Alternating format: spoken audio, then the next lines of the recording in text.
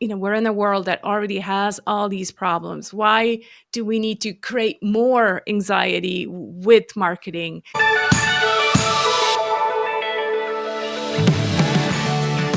Hello, and you're with Aveline Clark on the 6-Star Business Podcast, where we have conversations about what it takes to be 6-star as a 6-star leader in a 6-star business in a 6-star world. My guest today is the wonderful Sarah Santacroce, and she was introduced by my co-host. And when I first met Sarah, I was really blown away with how deeply authentic and compassionate she was. And she works in marketing. And this is obviously true and dear to my heart. I think every business owner can really relate to the need, obviously, for having marketing in your business. But she teaches it, and she teaches humane marketing. Her story is very powerful. And I love that she has found her way through her own dark night of the soul, matched her skills and strengths to what she sees and what she knows that the world needs. And she brings all of that to us on this episode. And as business owners, we all need help in marketing better. And as our environment and our world changes and we are demanding more authenticity and more humanity in our work, in our lives, from businesses, from our providers, suppliers, in our exchanges, then it makes sense that our marketing also needs to be more humane. So Sarah knows all about this, and she's really given us a wonderful, wonderful insight into her world as it relates to marketing in business in this new environment we find ourselves in. So sit back, enjoy it, the wonderful Sarah Santacroce and my co-host, Remini Armitage. Oh, hello, and welcome, Sarah, and welcome, Remini, to the 6-Star Business Podcast. It is really lovely to have you here today. So good to be here. Thank you, both of you. Oh, thank you. It's great to be here. Wonderful. So, Remini, you're my co-host again today. Thank you for being my co-host. I always love these times when you get together with me on the podcast. And it was you who introduced me to Sarah in the first place. And I remember when you first did that, you were so excited about the introduction. And I too was really excited when I first met Sarah. So having you on the podcast today, Sarah, is absolutely a delight for me. And I know for Remini as well. So thank you. Oh, thank you. Wow. Very excited, very aligned. So I'm really looking forward to this conversation. Quite the intro. I hope I hold up to the pressure. Well, to get us started, I'd love for you to share a little bit about yourself for the sake of our listeners to get to know you. So perhaps let us know who you are, where you are in the world, who you serve, and perhaps something you like to do when you're not working. All right. Okay. So I'm Sarah Santacroce. It's a last name that most people don't know how to spell. And usually I say it means Holy Cross. And so they'll remember that. Santa Croce is Holy Cross in Italian. I have my beautiful last name from my husband, who's originally from Sicily, grew up in Canada, though. Where I am, I'm born and raised in Switzerland, so that's where I spend most of my time. We did live a little bit in California. That's where I started my business back in 2007. My husband had a job transfer and we moved over there, and then I kind of had to quit my day job here. And so moving over there, I'm like, well, what am I going to do? Our kids were small, but I knew that I didn't want to just stay at home. So that's when the business adventure started. And I'm so glad I did that back then. Who do I serve? I have different audiences. I serve mainly heart-centered entrepreneurs.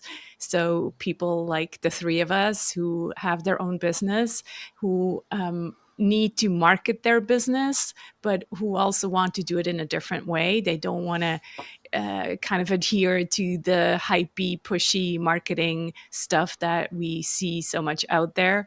And so they come to me because I tell them there is a different way. You can do it differently and you can do it according to your values. the second audience, I call them marketing impact pioneers. So these are marketing communications people in organizations. In organizations who want to be part of the solution. So they do business for good. They are doing it for more than just the money. There's just a bigger picture that they want to be part of. And the final question, I think, was, what do I do when I don't work? I love yoga, so that's a big part of who I am. That's how I practice self-care. I am a lot in my head, and so yoga helps me get into my body. I tried meditation, and it's not what I need. I really need to get into the body, and so yoga helps me with that. And apart from that, I also picked up knitting again. So it's something that I used to do as a teenager. I'm introverted, very introverted. And so doing something that I can do by myself and feeling like I'm creating something, right? I'm a very creative person, even though for most of my professional life, I didn't think so, because I can't draw, for example. But I create in other ways. I create in my work, and then I also thought, well, I want to create with my hands again. I did pottery for a while, and now found my way back to knitting, which I love. Wow, that's beautiful. What a journey, and I love that you've got some interesting everything, so many interesting things like your name, the Holy Cross meaning, and the knitting and marketing, and you're an introvert. Mm. And as you were talking, I thought, wow. So were you afraid to set up your business when it was that time, or did you feel that it was just a natural part of your journey to do so? Yeah, no, I wasn't afraid at all. My dad was definitely an entrepreneur.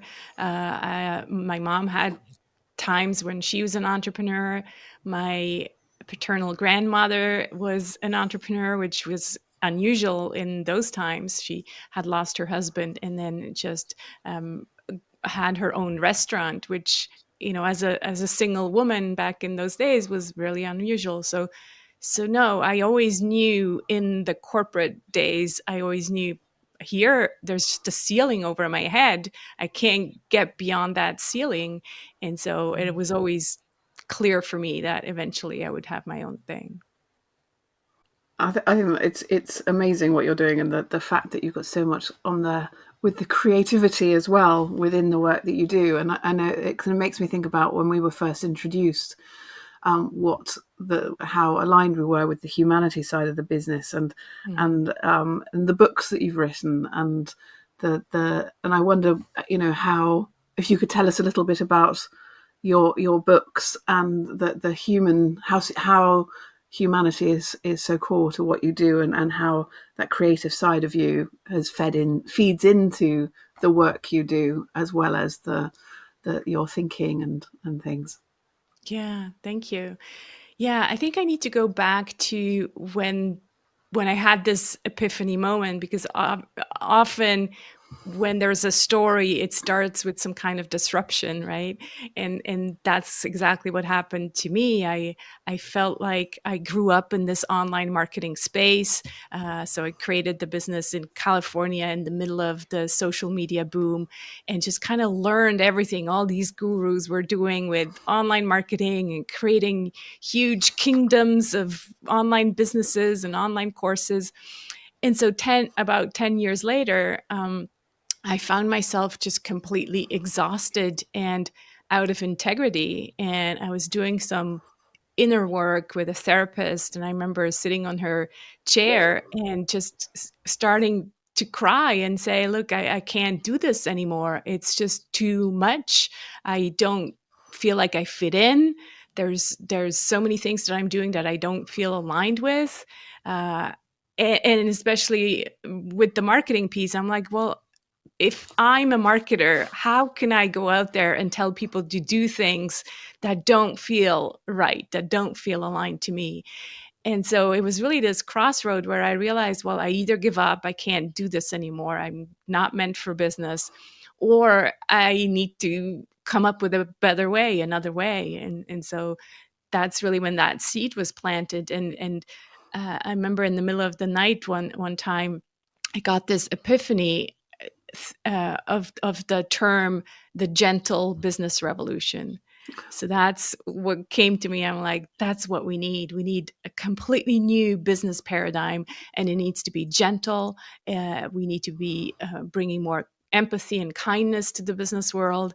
And so that's when this all started. And I started talking about it, and I started to create a course around it. And then eventually, during the pandemic, I wrote the book, and initially it was called The Gentle Marketing Revolution. And yeah, the humanity piece obviously is a big part of that, because what I felt was broken is that there was no more human connection in marketing. It was all about technology, all about the tools, all about the digital. Yeah, we talked about digitalization, right? Mm. And there's nothing wrong per se with technology. I mean, we love technology. Like, we couldn't be doing this if it wasn't for that. But what was lost on the way was definitely the human part of it.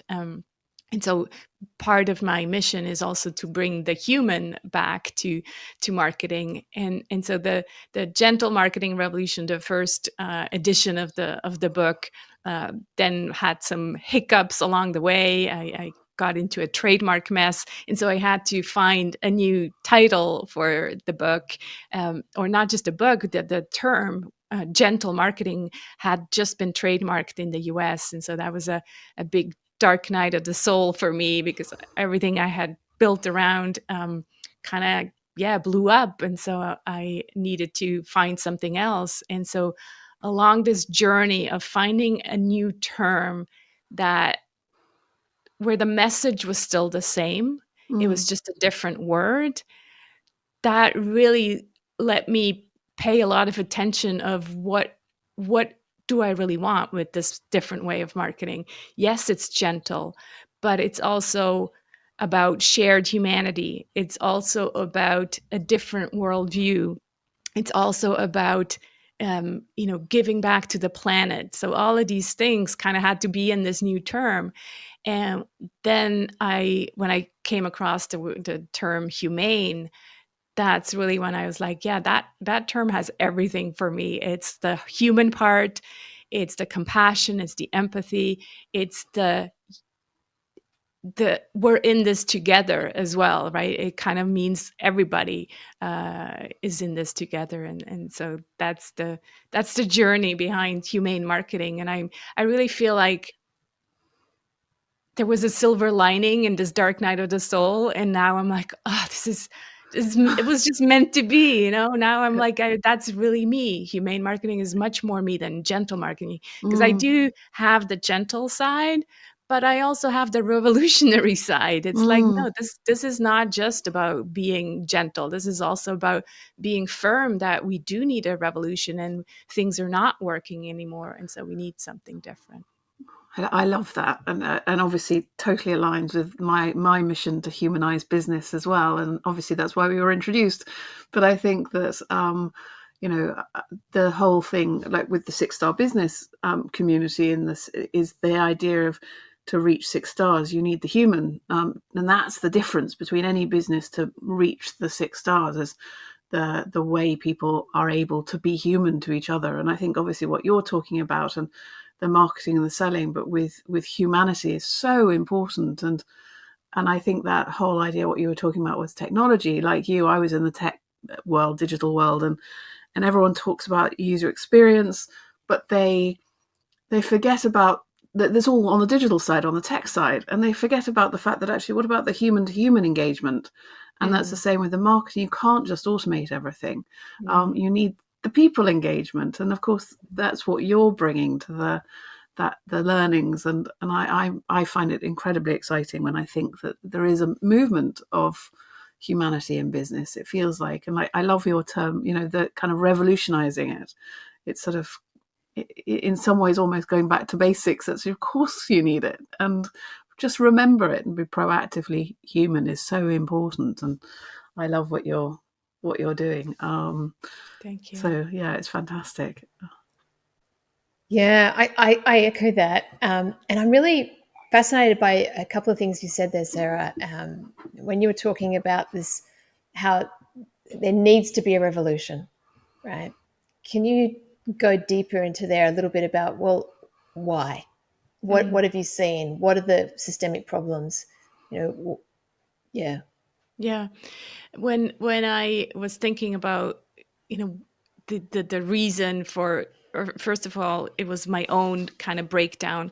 But then when I started talking about this idea of the gentle business revolution, what came up all the time was anxiety, that entrepreneurs were feeling anxiety having to market in a way that didn't feel aligned with who they were. Anxiety for us as consumers, especially in this online space where we keep getting bombarded by these offers that kind of hit the pain points and the shame points, where we are being manipulated in a way that we are never good enough as human beings and that we need to be fixed. And so I really felt like anxiety or marketing was contributing to an ever raising level of anxiety, so much so that the before the gentle business, I actually called it anxiety free marketing. But then some NLP coach told me, actually you need to focus on the positive. So but this anxiety piece was huge for me. I'm like, how could it be that, you know, we're in a world that already has all these problems? Why do we need to create more anxiety with marketing? And I really wanted to, you know, change the reputation, I guess, of marketing. Why did it have to be something bad if there's so many entrepreneurs, business owners, businesses who have good intentions, who want to be part of the solution? And yet, the minute we market, or we are marketing the way we are told to, then that leads to anxiety. So it really is the anxiety piece that I felt like that needs to change, because otherwise we can never contribute to the solution if we're stuck in this fear. So interesting. What would you say? I mean, when you're thinking about traditional marketing and that anxiety-led marketing, that, you know, I'm very familiar with that kind of, ooh, especially when you've got a boss breathing down your neck saying you need to be doing this, you need to produce that, or, you know, new business, whatever it may be.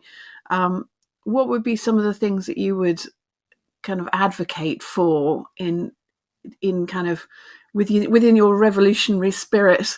What would you be saying people should be doing differently to counteract that anxiety?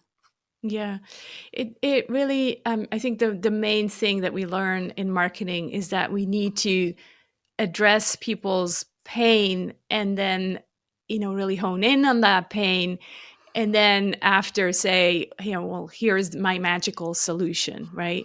And then exaggerate that solution and kind of paint this utopia that so that we get to sell more. Everything is driven towards selling more in marketing. um, so what I share with my clients is that it's really a reframe from this pain, or pain points that we're trying to highlight. We still need to talk about the problem people have, but it's the way we talk about it. So you know, stay away from shaming or highlighting or making people feel bad, and switching that to something more positive, like, we understand you are struggling with this and that, but, you know, there is a better way, and here's how we can help. But what I noticed in this work is that words, our language, has such a huge importance, and yet oftentimes in this online marketing space, we are kind of taught these, you know, growth hacks, and if you use this word, then that will trigger these feelings, etc. So just staying away from all these words that we think that or where we when we feel into them, it feels like, oh, I'm like contracting and feeling like that is just doesn't feel good. For me, one of these big words in this online marketing space was the six-figure businesses or seven-figure businesses, right? So I kept seeing so many people use these six-figure, seven-figure to shame other entrepreneurs that they're not there yet, and so here's the magic formula in order to hit six or seven figure businesses. In a way, money is often used to shame or say, I'm there, you're not. So anything that's money related really is one of these shame triggers, and I think it's just not needed. Why? A big part of the beginning of the Marketing Like We're Human book is about redefining success. Like, who says that I want a six or seven figure business? Maybe I don't. So Mm. just changing the language in our marketing is a huge deal, and it's subtle. It's these subtle little words that have an impact, and that really can create anxiety. The minute you talk to someone about success, if they're not successful or they don't consider themselves successful, that creates anxiety. To have Mm. you say, look how successful I am, and I'm creating, I have this seven-figure business, and I can sell you my program for, $5,000, and you'll be successful as well. That that triggers anxiety in a Mm. lot of people, and I think there's just a better way to do it. Mm. You know, as you were talking there, I realized that if we took what you were saying and applied it into the school arena or in a workplace, that the anxiety would be the outcome of bullying, Mm-hmm. Yeah. wouldn't it? Like, it Yeah. sounds Mm. very, very similar. It's Right. simply bullying via words Yeah. online. Yeah. Yeah. It is. And the scary thing is, Evelyn, is that most of the bullying happens unconsciously, Mm, because I yeah. saw that over and over again, because I was being part of the bullying, right? Because that's Mm, just what we were taught to do. If we wanted an online business, you had to do it a certain way. There was all these templates and formulas that you could follow, and without realizing, actually, we are bullying our clients, right? Mm. And so yeah. how does that, it just doesn't create a good start for any good kind of human relationship if people come to you because they're being bullied into buying from you. It doesn't Mm, create an even relationship. It just feels like it can never turn into a sustainable business. Mm. It's sort of that honesty and trust is questionable right from the start. Right. And of course, you Yeah, can't have a good human relationship unless you've got the trust at the heart of that. of course. And I mean, I wonder how do you think, with our, while we're revolutionizing the world, how do you think we can help change that? And how do we get that message out there? Do you Mm. think that's a big question? Yeah. I really feel like we need to do our inner work first before we can go out there and change the world. Mm. And there is a lot of unlearning to do, and then a lot of finding back to yourself so that you are actually comfortable using marketing in a way that is aligned with you, because there is so much you should be, you should be, you should be, that we're all kind of like, scared rabbits going, well, I don't know what to do anymore. And so a big part of my framework in the 7 P's of humane marketing is starting with yourself. So starting with, finding out who you are, and that starts with the P for passion, and then going into personal power, really seeing, well, who am I? How am I wired? What feels good to me? What is my definition of success, my worldview? And only then going into people, who are my people. Mm. And in every marketing program out there, you always start with the client avatar. It's Mm. like immediately outward focused. It's immediately kind of chasing after, grasping. It's very outward focused, and we get into this scarcity energy because we are like, well, we need to, go after these people that we've identified. And so by switching that around and saying, well, actually, let me start with myself first so that I can be grounded, that I know who I am, I know what I want, and I can build a business that is aligned with my needs and who I want to work with. Mm. And I really feel like I changed the 7 P's of marketing into a mandala shape. And the mandala is a creative process. Jung often used it with his clients to get to people's center. And I really feel like that's the approach that creates a more sustainable way to market if you find your center first and then Mm. market from your center, so that it's coming from the heart, coming from who you really are. And then you're actually not marketing anymore. That's what the work I'm trying to do with my clients, because they have such a resistance just to the word marketing that it's almost like, well, forget all about marketing. Find out who you are, rumble with your story, rise so that you know who you are uniquely, and then resonate with your ideal clients. So that just means you need to share your Mm. story, share different stories, share about your passion and what you really care about, your work. But then it doesn't feel like, oh, you have to follow these marketing principles and campaigns and whatnot. So that that is the kind of the journey, I think. And it's not a quick fix, right? Mm. And in marketing we often want a quick fix. So I noticed that it takes a certain kind of person who is willing to do that work. And often it's people who have been burned by the traditional marketing before and feel like, oh my God, I just cannot do that anymore. So what is it? Tell me Mm. where is the solution? And the Mm. solution is really within yourself. That's the that's the crazy part. It's like, oh, there's not Yeah. all these tools and things out there. It's like, focus on yourself, find who you are, and then work from there. Would you say it's people finding their purpose, and then once they understand their purpose, that's when their word, their story can come out and grow from there? Is that?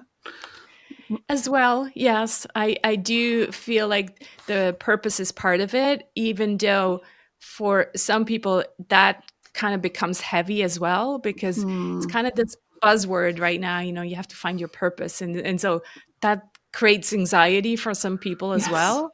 So I think if you are just focusing on who you are, finding out who you are, the purpose will eventually come. But if we make it into a thing where we need to find it, Mm. then it can create more anxiety and not be the solution. So it's part of it. And, hopefully you do find it, but it's more about, well, who I am and Mm. what matters to me.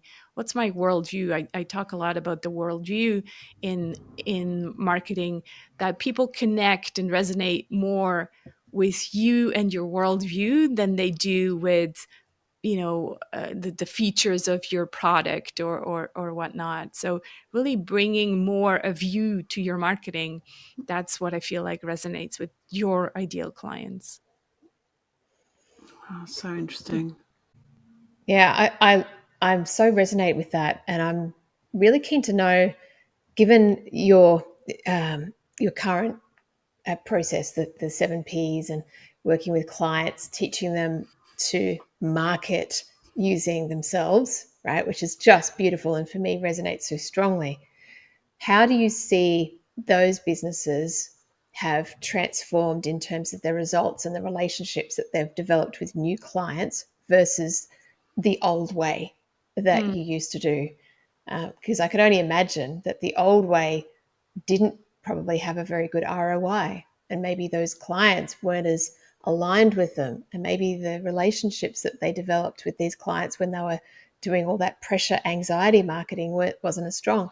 I'm really fascinated to know, mhm, from your experiences, what that's like. mhm. Um, I think there's a little bit of not a learning curve, but an adaptation curve if you switch from the hypey, pushy, kind of bully marketing to the more humane approach. And what I talk about in the last chapter of the humane of the Marketing Like We're Human book is really giving yourself some time and realizing that this is not an on and off switch. You can't just switch from hype and bully marketing to, oh, now I'm going to be very humane and different, um, and really just treat yourself with a lot of compassion, that it's not your fault that you have been following some of the hypey approach. I'm never pointing fingers at people because, again, I've been there, done that myself.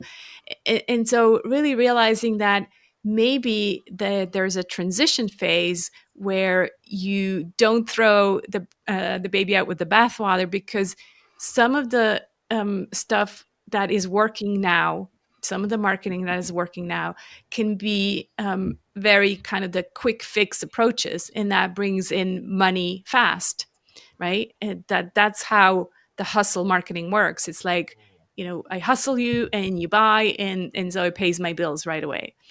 And so if that's the case now, don't just switch off that switch immediately, because then you're going to be in a financial hardship. So it really needs to be a gentle transition as well, because I don't want to go out there and put people into financial troubles. Um, what you will notice, though, once this transition starts to kind of phase out, is, yeah, you are creating a much more sustainable business, and it will be easier to sell. There's no more pushing and convincing. There is really this idea of let them come in.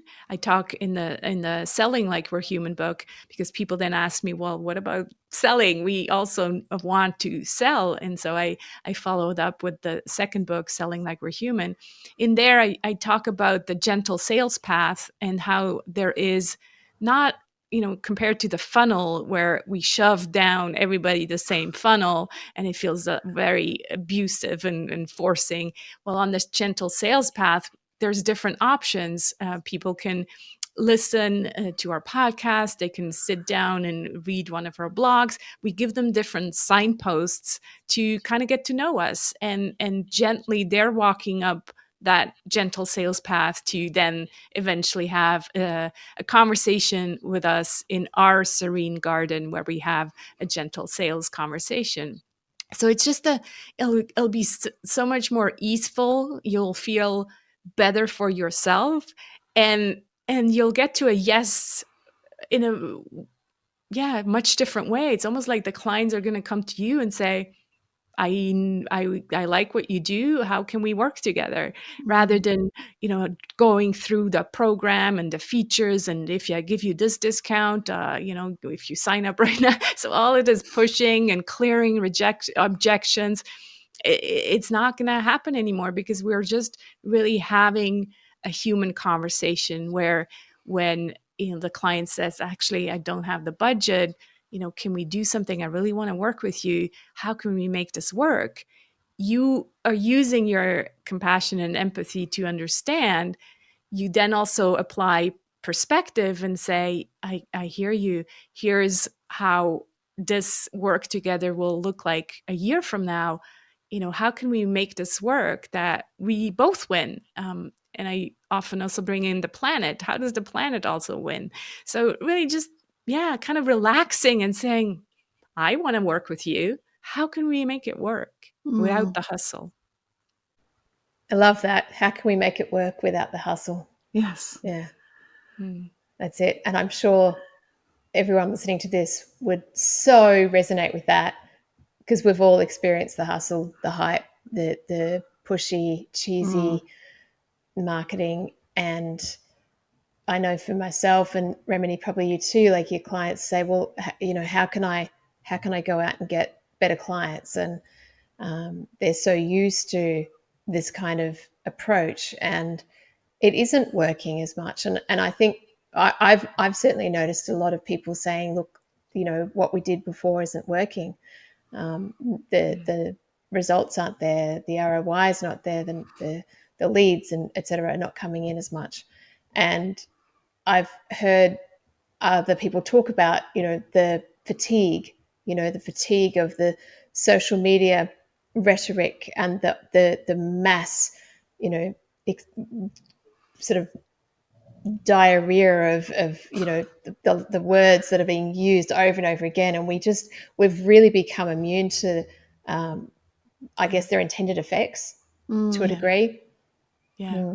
Yeah, I call it the bullshit barometer. It's like, we know that, we know what you're doing, and I can see through it. So why not get off that and and just be real, be human? Yeah. I think it's sort of trying to be relationship led as opposed to transactional led when you Mhm. within your relationships with your clients or your potential clients. But I think we are in that early stage of people recognizing it, and I think technology is an interesting one. We talked about that earlier, is this idea of technology in marketing has kind of exploded, everything's automated, and I mean, I think we're all probably fighting against that and trying to bring the human in.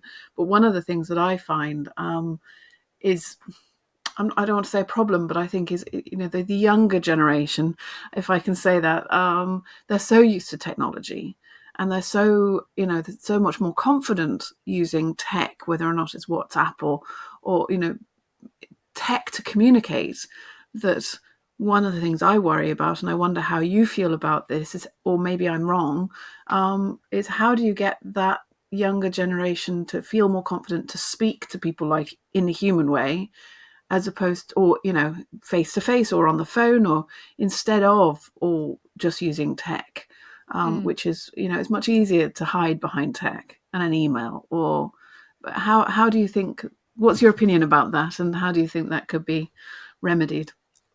Yeah.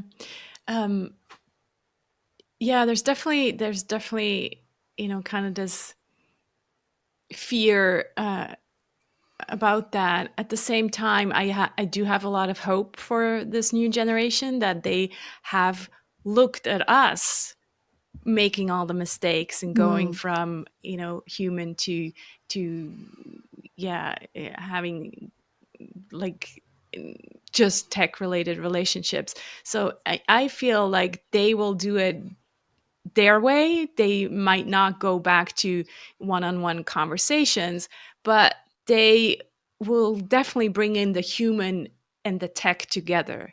So when I think about, the automations and things like that, I think you can make, the thing I'm trying to think of is, um, if we think about group calls, for example, well, mm, you can make that a very non intimate experience and just have one guru and talk to all these people.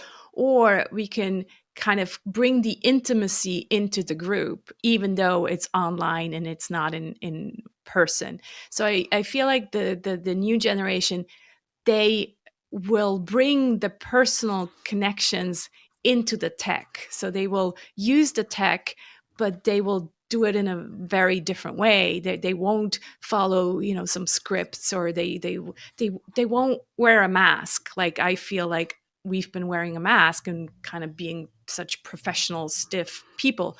The new generation, they're like, no, I'm at home nursing my baby and, being on a Zoom call at the same time. So it is human. Yes, it's maybe not one on one, but there's still kind of a relaxed. We're just humans, in a professional setting.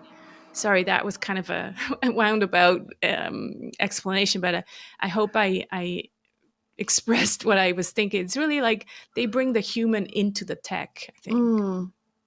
No, that's, yeah. I think you're right, and I hope so. It makes me think. It's one of the things that this strange time of COVID and the lockdown that we've had. Mm, In some ways, obviously, it was detrimental to business, but in other ways, it's changed. I mean, talk about revolutionized. I think yeah, it has brought the home into the business, and it has right. broken down some of the barriers. And do you see, I mean, in some ways, do you think maybe it's been a good thing when you think from that perspective of the humanizing business? Do you think, what's your thoughts on that? Yeah, totally. I definitely think it was all meant to be. It brought us closer together. It took off these masks. There's definitely things that we now need to deal with, like, in corporations. I hear of a lot of people now completely burnt out and overwhelmed because they don't know how to deal with boundaries, and they just end up working all the time or way too many hours because they don't have that training that maybe we taught ourselves as entrepreneurs, that I have business hours, and outside of these hours I'm not accessible. But overall, I feel like we brought more of the human back to the business, because people actually, if they know how to deal with the boundaries, they now actually have a life again, where a lot of people didn't before. So I do think the balance is kind of like, yeah, finding itself a bit more again. Yes, I agree. I think it's been interesting times. And in saying that, this podcast was born through the COVID era, and the notion of six-star business. And it wasn't because of COVID, it was because it was just an idea whose time had come. But the timing of the podcast, we've been around for a year now, and we have a community, and we've published a book. And it's so fascinating hearing from yourself, Sarah, about everything that to do with marketing, but also about humanizing business. And I do feel that the desire for us to humanize ourselves and our lives and our businesses is an idea whose time has come. It is very relevant. And I feel that COVID has brought this out and demanded of us to be more human and more accepting and more transparent and more understanding. And that has been a massively good thing. I would really love to hear from you what your thoughts are around a six-star business and what that means to you. Yeah, I have to be honest, I haven't really given it any thought. When you mentioned before we hit record, I'm like, That's okay, because gut responses are sometimes the best. yes. So my gut response, I remember when I first heard Remini tell me about the six-star business, I'm like, oh, well, knowing you, Remini, that has nothing to do with the six-figure No, business. that's so So that interesting. I was never like, even thought of that. yeah. So that was like, shoo, okay, yeah, I'll be there. um, and then I guess the six-star business for me just means like going the extra step, and given what we just talked about, maybe that does mean going the extra step towards more humanity, and going towards also giving back to the planet, and really being a solution driven business and not a problem driven business. That's kind of what comes up when I hear that. Love it. Do you like that, Remini? The I do. solution-driven business versus the problem-driven business? It's brilliant. And actually, one of the things that you said was like, helping the planet. And I think that one of the things that when I think about humanizing business and reaching six stars is, if you've got a human business where people are engaging better with each other in life and in business, and, overall, they're happier. And if you're happier, you then have more capacity to help the planet and help people and help animals and help the world. And I think that the thing that excites me about what we're all trying to achieve is the fact that, the next generation, they're the ones who will have to save the planet. And actually, if we can be help be that catalyst, I think it's so important to remember the planet and in what we're doing. And so I love what you're saying on that side. And I guess it's kind of any ideas of how anything we can do to be more proactive with that thinking on the world and the planet. Was that a question? I'm sorry. Well, I guess it's just there's just a kind of is there anything, I guess, for any of us to be thinking about, when we're thinking about how we can humanize business, is there anything we can do to help move that side forward, because we're seeing, I mean, what Av was talking about earlier about what's been going on in Australia and the community spirit, and what Yeah. you're helping the people with your experience within, project managing people and processes. And it's just interesting when you think how business can help save the planet. And I mean, I'm probably rambling, but I just think that it's an No, but I interesting hear point. you. I think that falls under the P of personal power. Mm, So on one hand, we can find out who we are and stand in our power, but then we can also use that power and influence our surroundings, our immediate circles, in a good way.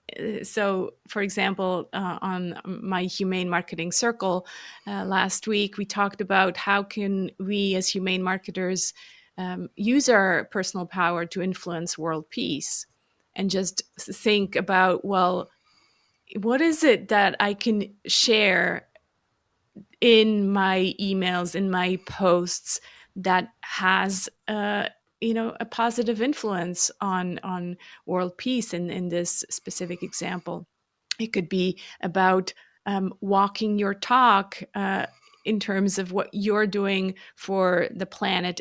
That's what I mean by worldview, bringing more of your worldview to your mm, marketing.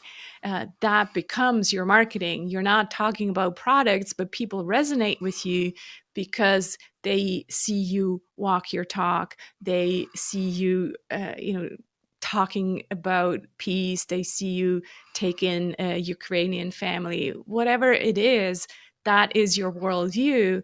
And as humans, we are not then separating that is what is personal life from the business life, because we're bringing it into our marketing and we're sharing these stories, and we're not, obviously just doing it to get more sales. It's just who we are, and that's what matters to us. And I think that's how we then hopefully have others think, oh, I could do this and that in my mm, community, and just come up with different solutions. So I always say at the end of my podcast, I always say we are change makers before we are marketers. Um, so it really is this idea: how can I create change and not? mm, I'm not putting on necessarily a marketing hat. I'm using my change maker hat most of the time. mm. Yeah, I love that. And it's that remembering the storytelling side of it, and it's the human to human, and how can you help people? How can you change people for the better? Um, Yeah. yeah, it's really interesting. It's a really interesting perspective. Wow, I have so enjoyed this, and I'm conscious of the time. Apologies, we did get started a little bit late because we were busy talking about the flood affected region where I live, and I appreciate you asking, because this has all been about humanity, and that's what I've been living for the past 3 weeks in my community, where people have just pitched in and done what they can and been human and helped each other, and that is absolutely what, to me, it's what life is all about, and then it should be also what business is about. And that's why I absolutely love what you do and what you're teaching, Sarah. The way you're empowering people to bring those 7 Ps into their business and to market humanely. It's just really, really encouraging, and there should be more of you throughout the world. Thank you. Yes, I second that. Thank you. I, Thank you, it Helen. really feels like you are a 6-star individual, and what you're doing is 6-star, and that's what I was really excited about when I first met you. And I just want to thank you for being you, and what you bring to the world, and being able to have that dark night of the soul and come out of that the other side and find the thing, that the light that you were meant to bring forward to the world, and that's what you're living and breathing every day. So thank you for that. Thank you. Thank you so much for having me and having this wonderful human conversation on your podcast. You're welcome. Before we go, I would love to know, is there something you'd like to leave our listeners with, a piece of gold, just a little tidbit or something to take away? Mm. Yeah, I think it's really, again, finding the answers within, going in a way, back to basics about marketing. I think so often we are looking for the shiny objects outside of us, where actually we need to go back inside and find the answers within. And oftentimes, yeah, that starts with yourself. And so maybe I can also just mention my one-page marketing plan that is around the 7 P's of humane marketing. So people can get that at humane.marketing/one page, the number one and then page. And that comes with 7 email prompts to really guide you through these 7 P's and reflect, what does that mean for my business? So passion, personal power, people, product, pricing, promotion, and partnership. Partnership is the I think that's what we need going forward. That's what we need for this new business paradigm. Collaboration instead of competition. So those are the 7 kind of triggers that I'd like you to think about for your business, so that you can market from within, find your center, and then market from it within. Thank you. That's wonderful. Yeah, Thank you, Sarah. Thank you. That's So amazing. so Thank you so appreciate you much. being here. Thank you. Have a great rest of your day. You too. Thank Thank you. you. Take care.